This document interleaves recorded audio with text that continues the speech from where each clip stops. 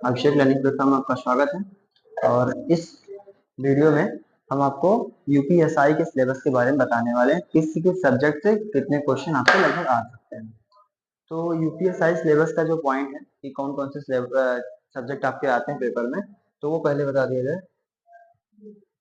तो आपका पहला तो क्वेश्चन हो जाएगा जनरल नॉलेज का, कि जनरल नॉलेज के क्वेश्चन से क्वेश्चन उठेगा। जनरल नॉलेज में आपका हिस्ट्री से भी आएगा, ज्योग्राफी से भी आएगा, पॉलिटिकल साइंस से भी आएगा, इकोनॉमिक्स से भी आएंगे। तो वो जो 4 सब्जेक्ट 5 हैं उसमें से आपके जनरल नॉलेज से क्वेश्चन आ जाएंगे।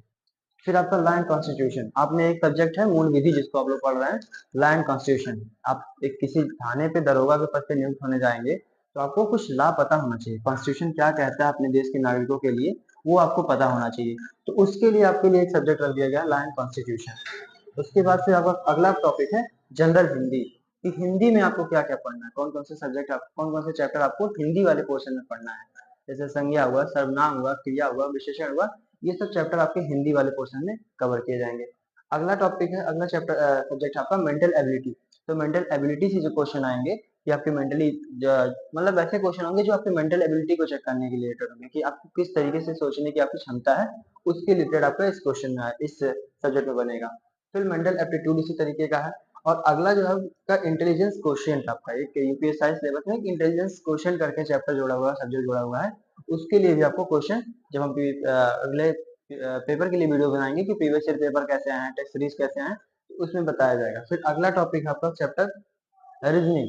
तो रीजनिंग तो सबको पता है कि रीजनिंग पढ़ना क्या है, लेकिन अब जब हमारा अगला वीडियो आ जाएगा तो वो मेन फोकस होगा लॉ एंड कॉन्स्टिट्यूशन, कि आपको मूल विधि में पढ़ना क्या क्या है, कितना पढ़ना है कि आपके सब्जेक्ट कवर हो जाएंगे, क्योंकि इसमें पूरा कॉन्स्टिट्यूशन आपको नहीं पढ़ना है, क्योंकि कॉन्स्टिट्यूशन का पोर्शन आप जनरल नॉलेज में कवर करेंगे, लेकिन आपके लॉ, आपके फील्ड से रिलेटेड कितना पढ़ना है आपको, वो लॉ में बताया जाएगा कि कौन कौन से लॉ आपको जानना बहुत जरूरी है।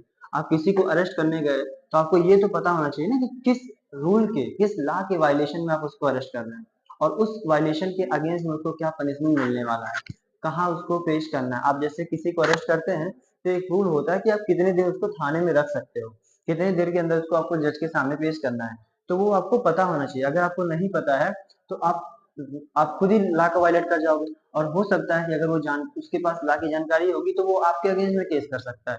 इसीलिए कई बार ऐसा देखने में आता है कि किसी दरोगा के ऊपर कुछ केस हुआ, किसी की पुलिस के ऊपर कुछ केस हुआ, तो वो सब ना हो, ऐसा आपको लॉ पढ़ के ही आपको इस ड्यूटी को ज्वाइन करना है। तो इसलिए जितने भी पॉइंट होंगे लॉ एंड कॉन्स्टिट्यूशन के, वो सब आसान से आसान भाषा में कवर किया जाएगा, और पूरा प्रॉपर वीडियो, पूरा प्रॉपर क्लास चलाया जाएगा। जो प्रीवियस ईयर पेपर होंगे, जो प्रैक्टिस सेट होंगे, वो सब इस चैनल पे बता दिए जाएंगे। इसलिए आपके लिए